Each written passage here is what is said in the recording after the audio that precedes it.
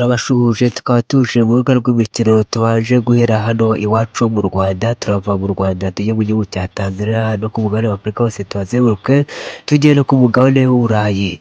Mu Rwanda turababwira ko ikipe ya APR FC, AS Kigali ndetse na Rayon Sports ziri mu mataransiferi yo gushakisha abakinnyi bashobora kuzikinira. Ikipe ya APR FC mu kanya gato imaze gusinyisha umusore bamwita Niyomugabo Olivier, akaba yakinaga mu ikipe ya Etincelles Football Club mu karere ka Rubavu, naho ikipe ya Rayon Sports yo ikaba imaze gusinyisha abakinnyi bagera kuri batatu, harimo abarundi babiri, harimo umurundi witwa Saido Brahim, hakaba n'uwo bita Rodi Mavugo, hakaba n'uwo bita Ndikumana Yannick Selemani, bose bamaze kuba abakinnyi b'ikipe ya Rayon Sports bidasubirwaho. Naho ikipe ya AS Kigali yo imaze gusinyisha umusore w'umugande bakaba bita Emmanuel Okwi.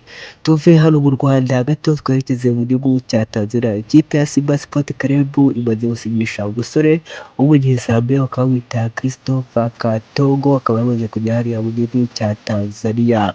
Naho muri Afurika y'Epfo ikipe ya Mamelodi Sundowns ikaba imaze gusinyisha nayo umusore w'umwarabu, umusore w'umunyamisiri bakaba bita Mohamed Fati, akaba yamaze kuva mu ikipe ya Pyramide yerekeza hariya muri Afurika y'Epfo mu ikipe ya Mamelodi. Tuve hano ku mugabane wa Afurika twerekeze ku mugabane w'Uburayi mu gihugu cy'Ubwongereza, Esipanye, Itali ndetse Ubufaransa ndetse n'Ubudage, bose baba bari mu mataransiferi agiye atandukanye. Ikipe ya Real Madrid yo icyo tubona cyo bisa n'uko yanyujijemo umweyo, hari abasore bagera kuri batandatu bose yamaze kuvuga yuko batazakomezanya nabo. Abasore ni bande? Harimo Antonio Rudiger yamaze gusohokamo yerekeza mu ikipe ya Villarreal, bamaze kumutanga. Eder Militao we yakomeje ajya iwabo muri Amerika y'Epfo mu ikipe ya Leopard ikorera hariya mu gihugu cya Brazil. Naho Edouard Camavinga yamaze gusohoka muri Real Madrid yerekeza hariya Etihad mu mujyi Manchester mu ikipe ya Manchester City. Abandi basore batatu harimo umusore David Alaba we wanabahombeye cyane, yamaze gusohoka mu ikipe ya Real Madrid, nawe yakomeje mu ikipe ya Osasuna Madrid hariya mu gihugu cya Espagne. Undi musore twabwira ni Lorio Tchouameni, nawe yamaze gusohoka mu ikipe ya Real Madrid yerekeza hariya mu gihugu cy'Ubufaransa mu ikipe ya Montpellier.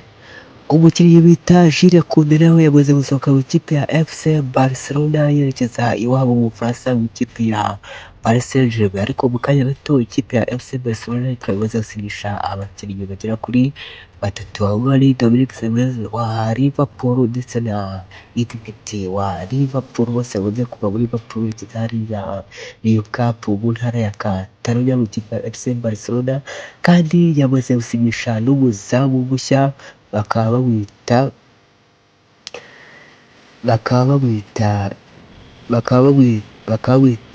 Emiliano Martinez, yamaze gusohoka mu ikipe ya Aston Villa yerekeza hariya mu mujyi wa Catalonia mu ikipe ya FC Barcelona.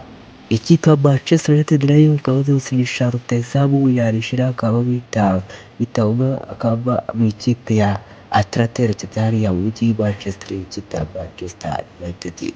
Naho ikinyamakuru bita Sport the News gitangaza inkuru za Manchester City hariya mu gace ka Etihad, byamaze kuvuga yuko ikipe ya Manchester City yo idakeneye abakinnyi benshi, ahubwo yuko ishobora kureba mu kwezi kwa mbere ko ishobora kujya ku isoko ry'igura n'igurisha, ikaba ariho yagura abakinnyi benshi cyane. Ikipe ya Real Madrid nubwo yanyujijemo umweyo yamaze kugura abakinnyi bane bamaze kuba abakinnyi b'ikipe ya Real Madrid basubirwaho, harimo umudefenseri William Saliba wa Arsenal yamaze kwerekeza hariya i Madrid, hakabamo n'uno musore w'umunyamerika y'Epfo w'umunyabrazil akaba bamwita El Fabinho, we muramuzi yanyuze mu ikipe ya Liverpool igihe kinini cyane, akaba yamaze kwerekeza hariya mu mujyi w'i Madrid.